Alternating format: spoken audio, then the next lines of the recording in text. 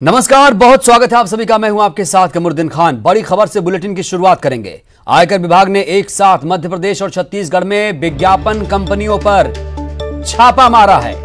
भोपाल, रायपुर और बिलासपुर में आयकर विभाग के छापे जारी हैं। विभाग ने व्यापक और एएस विज्ञापन कंपनी पर छापा मारा। भोपाल, जबलपुर और नागपुर से आए करीब 30 आयकर विभाग के अधिकारियों ने इन दोनों विज्ञापन कंपनियों के ठिकानों पर दबिश दी है। इनकम टैक्स की चोरी के मामले में आयकर विभाग की कार्रवाई अब भी जारी है। तो आयकर विभाग की ये बड़ी कार्रवाई आपको दिखा रहे हैं। आय से अधिक संपत्ति का ये पूरा मामला।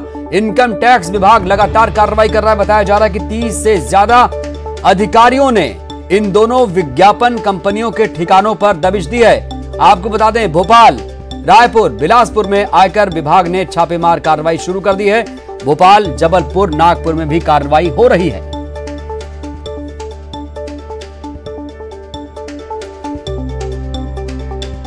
ऐसे इंटरप्राइजेस में भी आईटी की टीम ने दबिश दी है और यहां पर आप देख सकते हैं कि एएस एडवर्टाइजर्स का ये जो ऑफिस है और यहां पर आईटी की जो कार्रवाई है, छापे की कार्रवाई वो जारी है। और आईटी की टीम यहां पर अगर हम बात करें तो करीबन 10:15 के करीबन पहुंची थी और तब यहां पर ये जो पूरा जो कॉम्प्लेक्स है वो खुला नहीं था और टीम ने इंतजार किया और जैसे ही कॉम्प्लेक्स खोला गया उसके बाद उन्होंने दबिश दी। आप देख सकते हैं कि 2 हथियारबंद पुलिसकर्मी यहाँ पर छत्तीसगढ़ पुलिस के जो जवान है वो मौजूद है। इसके साथ ही ऊपर अगर टीम के जो सदस्य हैं वो मौजूद है। लगातार जो दस्तावेज है वो खंगाले जा रहे हैं। कंप्यूटर जो है वो खंगाले गए, हार्ड डिस्क देखी गई और आईटी की जो कार्रवाई लगातार जारी है। टैक्स चोरी को लेकर और इसके साथ ही आय से अधिक संपत्ति को लेकर शिकायत हुई थी, उसी के को लेकर ये जो है वो आईटी की टीम ने दबिश दी। इसके साथ ही अगर हम बात करें तो व्यापक जो एडवर्टाइजर्स है उसके ठिकानों पर भी छापा पड़ा है और करीबन सुबह 4 बजे व्यापक के ठिकाना जो एक ऑफिस है और उसके जो ठिकाने हैं वहां पर छापा पड़ा है। हालांकि जो एडवर्टाइजर्स जो है उनके जो मालिक है वो कहाँ है इसके लेकर जानकारी नहीं हुई है, लेकिन ये जरूर है कि यहाँ से भीतर किसी को नहीं जाने दिया जा रहा है सिवाय यहाँ पर काम करने वाले लोगों के और न ही किसी को बाहर आने दिया जा रहा है। लगातार दस्तावेज खंगाले जा रहे, देखा जा रहा है कि जो शिकायत की गई थी टैक्स चोरी को लेकर उसमें कितनी सच्चाई है। अभी तक क्या मिला है इसको लेकर कोई खुलासा नहीं हुआ, लेकिन ये जरूर है कि ये छापेमार कार्रवाई दिन भर जारी रहने की आशंका है। कैमरा पर्सन इमरान कुरैशी के साथ ममता लांजेवाल, न्यूज 18 छत्तीसगढ़। तो दस्तावेज खंगाले जा रहे हैं। ज्यादा जानकारी के साथ हमारे संवाददाता रायपुर से सुरेंद्र सिंह जुड़ चुके हैं। सुरेंद्र, क्या ताजा जानकारी है आपके पास इस छापेमारी को लेकर? देखिए कमरुद्दीन, जिस तरह से जो इनकम टैक्स की जो टीम ने छापेमार कार्रवाई की है, तो जिस तरह से रायपुर में कल रात को ये टीम पहुंच चुकी थी और क्योंकि पूरी प्लानिंग के साथ ये लोग जबलपुर, भोपाल और नागपुर के जो अलग अलग जो ठिकानों पर टीम पर छापेमार कार्रवाई करनी थी, तो पहले से इनकी पूरी रणनीति उन्होंने बनाई थी। इसलिए सुबह होते ही जिस तरह ताबड़तोड़ इन्होंने कार्रवाइयां की हैं, छापेमार बिलासपुर, रायपुर समेत जो अन्य इनके ठिकाने हैं, घर हैं और दफ्तर हैं, वहां पर ये जो इनकम टैक्स के जो अधिकारी हैं वो लगातार दबिश दे रहे हैं। 3 दर्जन से अधिक जो अधिकारी हैं वो लगातार छानबीन कर रहे हैं कि जिस तरह से जो इनकम टैक्स की चोरी का बड़ा खुलासा हो सकता है कि काफी समय की जो एडवर्टीजमेंट कंपनियां हैं, इन लोगों ने जो आयकर जो टैक्स नहीं भरा था, जिसके चलते ये कार्रवाई इनकम विभाग ने की है। और जिस तरह इनकम विभाग लगातार ये कार्रवाई कर रहा है, तो ये माना जाए कि बड़ी इनकम टैक्स की जो चोरी है उसका खुलासा आयकर विभाग करेगा। क्योंकि जिस तरह से वित्तीय वर्ष अब ये खत्म होने वाला है, अब नए वित्तीय वर्ष की शुरुआत होगी, तो उससे पहले टारगेट पूरा भी करना होता है कमरुद्दीन। तो ये टारगेट जिस तरह से दिया गया था छत्तीसगढ़ को, वो टारगेट उसको पूरा भी करना है। तो इनकम टैक्स क्योंकि लॉकडाउन था तो जो कार्रवाइयां थी उसकी तेजी से नहीं हो पा रही थी। इनकम टैक्स की कार्रवाई जो लॉकडाउन हुआ है, अब कोरोना का जो थोड़ा सा कम हुआ है, उसका जो बीमारी कम हो रही है, तो उसके चलते अब आयकर विभाग भी अब दबिश देने की कार्रवाई की तरफ तेज बढ़ रहा है। तो ये माना जाए कि इसका जो शाम तक या कल तक ये कार्रवाई हो सकती है, क्योंकि बड़े पैमाने पर जो एडवर्टीजमेंट कंपनियां हैं वो इनकम टैक्स की चोरी बड़े लंबे समय से कर रही थी। उसके बाद से आयकर विभाग ने पूरी रणनीति के साथ छापेमार कार्रवाई की है। तो माना जाए कि इसमें कई करोड़ की जो टैक्स की चोरी है उसका खुलासा इनकम टैक्स कर सकता है। बिल्कुल, कई करोड़ों की चोरी है ये सुरेंद्र। इसीलिए सवाल खड़े हो रहे हैं सुरेंद्र क्योंकि जो इसके मालिक हैं, मुकेश श्रीवास्तव नाम है, उनको लेकर कोई जानकारी आपके पास? क्या अब वो भी रडार पर आएंगे? देखिए, एक बड़ी मोटी रकम होती है, एडवर्टीजमेंट कंपनियां जो होती हैं वो एक मोटी रकम वसूलती हैं, और उसके बाद जो टैक्स की जब बारी आती है, हालांकि जब भारत सरकार ने टैक्स की जो आयकर की अदायगी का भी समय बढ़ाया है, बावजूद उसके ये लोग जो है टैक्स की लगातार चोरी कर रहे थे, टैक्स भर नहीं रहे थे, इसीलिए कार्रवाई इनकम टैक्स विभाग ने की है। और जो इनके जो मालिक हैं उनके ठिकानों पर कार्रवाई जारी है। और तो क्योंकि अगर वो सरेंडर कर देते हैं, जो इनकम टैक्स जितना भी निकालेगा इनका लेजर अकाउंट लेखा जोखा खंगाला जाएगा, उसके बाद इनकी रकम आएगी, उस पे अगर वो एग्री होते हैं तो ठीक है, या तो इस पे गिरफ्तारी भी हो सकती है इनकी। जो मालिक हैं इनके श्रीवास्तव और जो मालिक हैं कई अलग अलग, क्योंकि फर्म से लोग पूरी तरह से चला रहे थे अपना एडवर्टीजमेंट का बिजनेस, इन्होंने पूरा फैला के रखा हुआ है। तो माना जाए कि व्यापक और जो ASA जो है वो बड़ी कंपनी है। बिल्कुल सुरेंद्र, आप इस खबर पर नजर बनाए रखिएगा, क्योंकि ये कार्रवाई बहुत बड़ी कार्रवाई है। भोपाल से लेकर नागपुर तक ये कार्रवाई चल रही है। बहुत बहुत शुक्रिया आपका। सीएम भूपेश बघेल की अध्यक्षता में वित्त विभाग की बैठक होने जा रही है, जिसमें वित्तीय स्थिति की समीक्षा की जाएगी। बैठक के बाद कर्मचारियों के 7वें वेतनमान की तीसरी किश्त पर फैसला लिया जा सकता है और कर्मचारियों के DA की जल्द घोषणा हो सकती है। गौरतलब है कि इस मुद्दे को लेकर प्रदेश के अधिकारियों और कर्मचारियों ने 1 से 3 नवंबर तक हड़ताल भी की थी। ज्यादा जानकारी के साथ हमारे संवाददाता लगातार सुरेंद्र सिंह बने हुए हैं। सुरेंद्र, एक बड़ी बैठक है और क्या कुछ ऐलान हो सकता है इस बैठक के बाद? देखिए कमल, ये बैठक मुख्यमंत्री आवास में शुरू हो गई है, एक नया अपडेट है। दूसरा ये कि जिस तरह से जो 7वां वेतनमान है उसकी तीसरी किस्त लगातार अधिकारी और कर्मचारी मांग कर रहे हैं कि होली के त्योहारों का सीजन शुरू हो चुका है, दीपावली आने वाली है, तो इसके चलते सरकार ये वित्तीय अपने जो ढांचा है, क्योंकि लगातार सरकार किसानों के लिए ऋण ले रही है, एक ऋण का लंबा एक बोझ हो चुका है। करीब 22,000 से करोड़ का ऋण छत्तीसगढ़ सरकार पर हो चुका है वर्तमान में अगर देखा जाए, और इस वित्तीय वर्ष में 5,000 करोड़ से अधिक का सरकार ले चुकी है।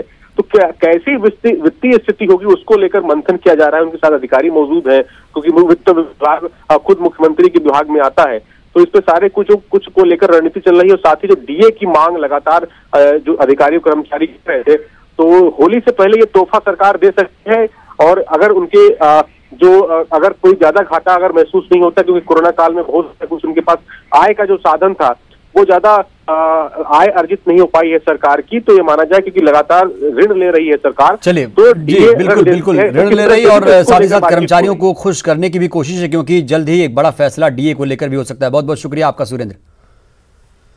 छत्तीसगढ़ बीजेपी ने मिशन 2023 के लिए अभी से कमर कस ली है। पार्टी ने इसके लिए प्रदेश स्तर पर कार्यकर्ताओं को प्रशिक्षण देना शुरू कर दिया। आज से हुए बीजेपी प्रशिक्षण शिविर में पार्टी के तमाम दिग्गज नेता अगले 3 दिनों तक कार्यकर्ताओं को प्रदेश स्तर पर ट्रेनिंग देंगे। आज पूर्व सीएम रमन सिंह, विष्णुदेव साय, धर्मलाल कौशिक ने इसकी शुरुआत कर दी। रायपुर के बीजेपी प्रदेश कार्यालय में ये प्रशिक्षण कार्यक्रम चल रहा है, जिसमें प्रदेश भर के बीजेपी कार्यकर्ता हिस्सा ले रहे हैं। उधर प्रशिक्षण में प्रदेश अध्यक्ष विष्णुदेव साय ने हारे हुए नेताओं पर तंज कसा। उन्होंने कहा कि हारे हुए लोग भी चुनाव पर ज्ञान देने के लिए आ जाते हैं, किसी को प्रशिक्षण देने से पहले खुद पर अमल करना चाहिए। इधर रायपुर से एक और बड़ी खबर, जहां पर नगर निगम की पहली सामान्य सभा की बैठक जारी है। निगम चुनाव के बाद पहली सामान्य सभा की बैठक चल रही है। प्रश्नकाल में बीजेपी पार्षद मीनल चौबे ने सवाल खड़े किया। कोरोना महामारी को लेकर अब तक कितनी राशि खर्च की गई, ये बड़ा सवाल खड़े कर दिया। MIC सदस्य शमीम अख्तर ने जवाब दिया, 6,49,40,000 का खर्च हुआ। ग्लव्स, मास्क और सैनिटाइजर बांटे गए। केमिकल का छिड़काव किया गया। जवाब के बाद भ्रष्टाचार के आरोप भी लगाए गए। आरोप के बाद कांग्रेस पार्षद भड़क गए।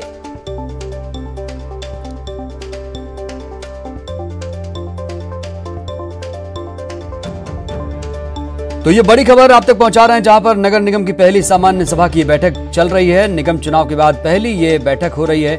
प्रश्नकाल में हालांकि बीजेपी पार्षद ने सवाल खड़े किया और जो मीनल चौबे हैं उन्होंने कोरोना महामारी को लेकर कहा कि बताइए कितनी राशि खर्च की गई।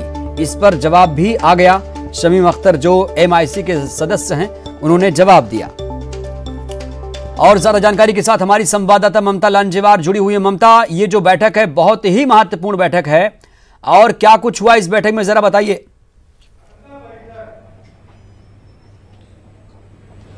बिल्कुल, देखिए नगर निगम की सामान्य सभा की बैठक आज पहली सामान्य सभा की बैठक हुई और 10 महीनों बाद ये पहली बैठक हो रही है। और इस बैठक को लेकर अगर हम बात करें तो पहली बार इस तरह की व्यवस्था की गई है विधानसभा की तर्ज पे। मैं अपने कैमरा पर्सन से कहूंगी कि वो दिखाएं आपको कि किस तरीके से जो है विधानसभा की तर्ज पे यहाँ पर ग्लास शीट लगाई गई है जितने जो तमाम जो पार्षद बैठे हुए हैं उनके बीच में, ताकि कोरोना का जो संक्रमण है उसका खतरा कम किया जा सके। इसके साथ ही अगर हम बात करें तो इस बात पे सवाल उठाए गए। जो बीजेपी के पार्षद है मीरा चौबे, उन्होंने सवाल उठाया कि कोरोना महामारी को लेकर कितना जो है वो खर्च किया गया। तो बताया गया कि 6,49,40,000 रुपए जो है वो खर्च किए गए इस महामारी की रोकथाम के लिए, जिसमें इसके अलावा ग्लव, सैनिटाइजर और कीटनाशक का जो है उसका छिड़काव भी किया गया।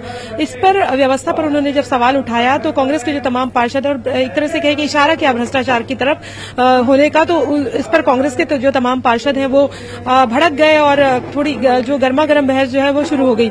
इसके साथ ही अगर हम बात करें तो प्रश्नकाल में ये भी पूछा गया कि शहर में जिस तरह से रायपुर नगर निगम जिस तरह से मच्छरों का प्रकोप है, तो मच्छरों के उन्मूलन के लिए किस तरीके से जो है वो कितना बजट है और उसको लेकर कितना काम किया गया। तो बताया गया कि करीबन 80 लाख रुपए का बजट था, जिसमें से सिर्फ 3 लाख रुपए जो है वो खर्च किए गए हैं। 3,75,000 के करीबन खर्च किए गए, यानी कि सारा बिल्कुल। ममता, एक जो बड़ा सवाल बीजेपी की तरफ से ममता जो पूछा गया कि भाई कोरोना महामारी में आपने कितना खर्चा किया, तो जो जवाब आया है शमीम अख्तर की तरफ से वो कह रहे हैं कि 6 करोड़ यानी करीब 6.5 करोड़ का खर्चा हुआ। ग्लव्स दिए गए, मास्क दिए गए, सैनिटाइजर दिए गए।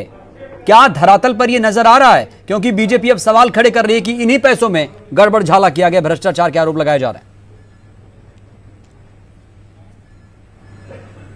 देखिए 6,49,40,000 रुपए खर्च करने की बात कही गई। उसी को लेकर सवाल उठाया गया कि जिस तरीके से शहर में कोरोना बेकाबू हुआ और जिस तरीके से लगातार संक्रमण बढ़े, एकदम से जो संक्रमण बढ़ा, तो कहीं न कहीं ये सवाल उठता है कि कहां पर कीटनाशक का उपयोग किया गया, कितने सैनिटाइजर बांटे गए और क्या किया गया। तो जाहिर तौर पर इसी बात को लेकर जो है वो हंगामा उठा है। और अगर हम बात करें तो बीच में आप देखेंगे तो नगर निगम की जो तमाम जिन लोगों को जिम्मेदारी दी गई उनके कार्यप्रणाली पे सवाल भी उठा था।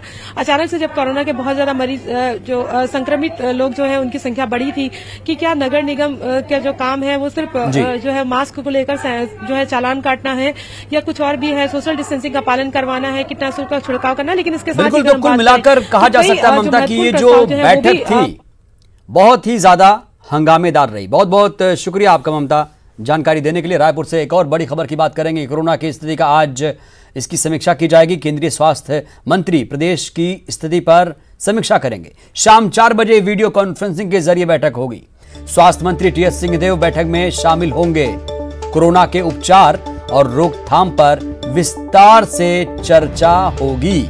केंद्रीय स्वास्थ्य मंत्री बैठक करेंगे और कोरोना के हालात की आज समीक्षा होने जा रही है। VC के जरिए यानी वीडियो कॉन्फ्रेंसिंग के जरिए समीक्षा बैठक होगी।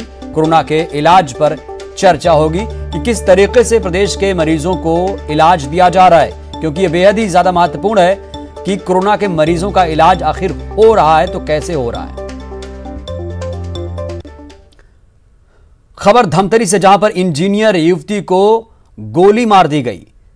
धमतरी की युवती की गुरुग्राम में हत्या कर दी गई है।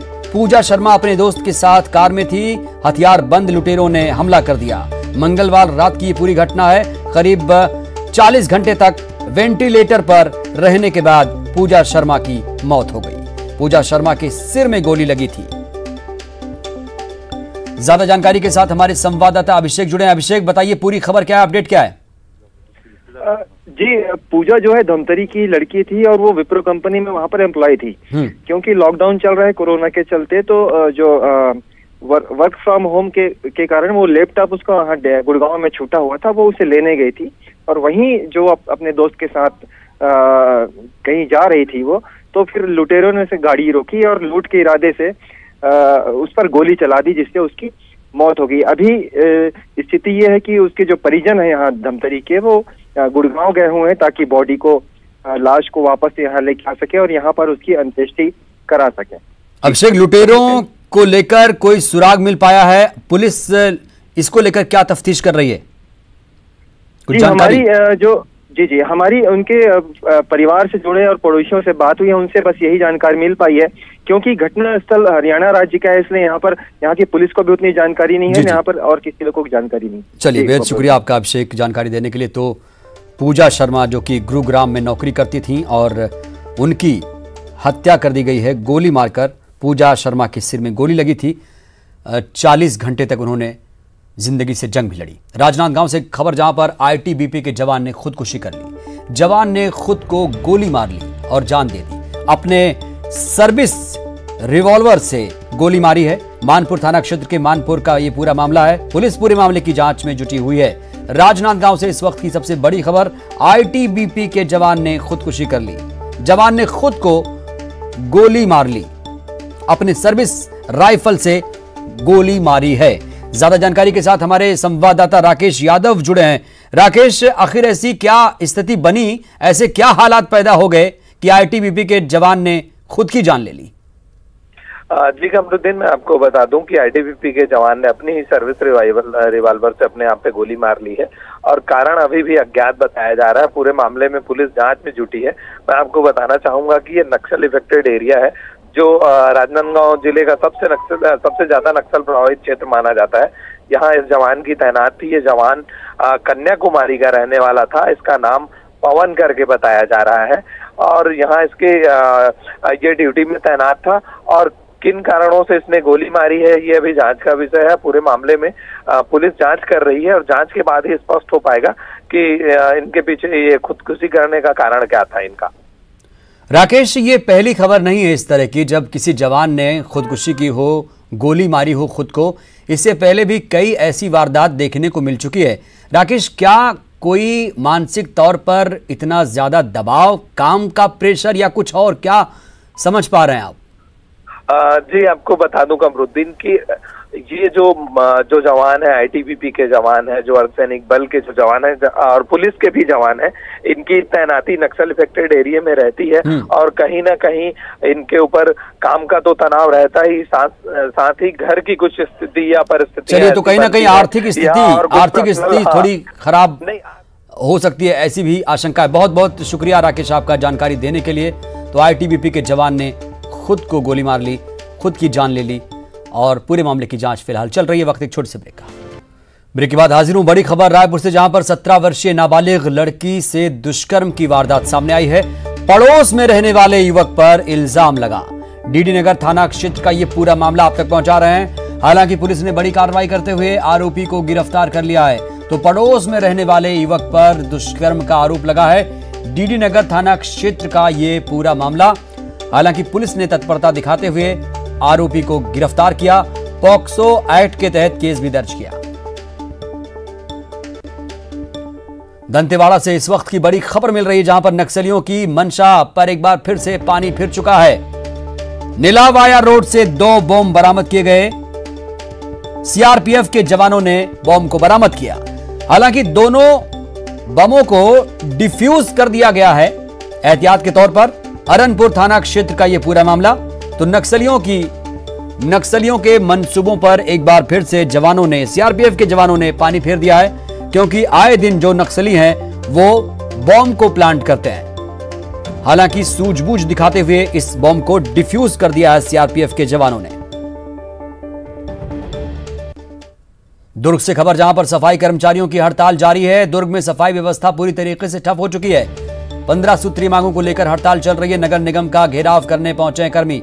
सैकड़ों कर्मचारियों ने निगम का घेराव करना शुरू कर दिया है और इससे सफाई व्यवस्था पूरी तरीके से चरमरा चुकी है। 2016 में जब एक युवा कलेक्टर देवास आया तो ये एक सूखी जमीन थी। उनके दफ्तर में आने वाले गांव के सभी लोग उनसे कुछ करने का अनुरोध करते। उमराव ने बड़े किसानों के पूरे समुदाय को एक बहुत ही अनोखी आर्थिक दलील के साथ जुटाया। एक ऐसा तर्क जिसने जमीन को हरा भरा कर दिया और न केवल बड़े किसान बल्कि हर किसान समृद्ध हो गया। उमराव का मॉडल आज भी दुनिया में सबसे अच्छे मॉडल के तौर पर याद किया जाता है।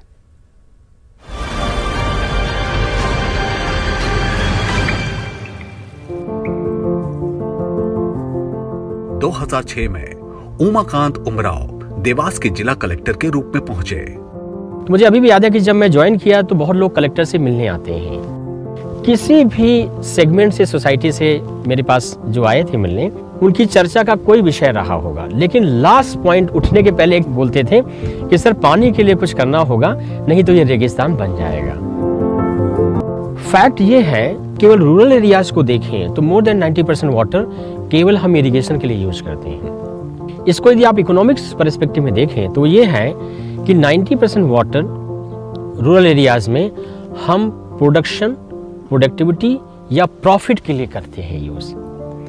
तो हमारे नैरेटिव्स में ये आना चाहिए कि हम कैसे गांव की जो 66% 70% पॉपुलेशन है, उसकी जो इकोनॉमिक नीड है, जिसकी वजह से पानी यूज हो रहा है, उसको हम कैसे एड्रेस करेंगे without compromising long term sustainability of water. इस मॉडल के तहत सभी बड़े किसान जो सिंचाई के लिए अधिकांश भूजल का उपयोग करते थे, वर्षा जल को संग्रहित करने के लिए अपने भूमि पर बड़े लेकिन लागत प्रभावी खेत तालाबों को खोदने के लिए आश्वस्त थे। वो कम अवधि की होने वाली पानी की दिक्कतों से उन्हें निजात दिलाएगा और साल में 2 फसलों के लिए उनके जल संकट का समाधान होगा और उनकी उत्पादकता को बढ़ाएगा। और पूरे क्षेत्र के लिए भूजल को बढ़ावा मिलने से सभी छोटे किसानों को लाभ होगा।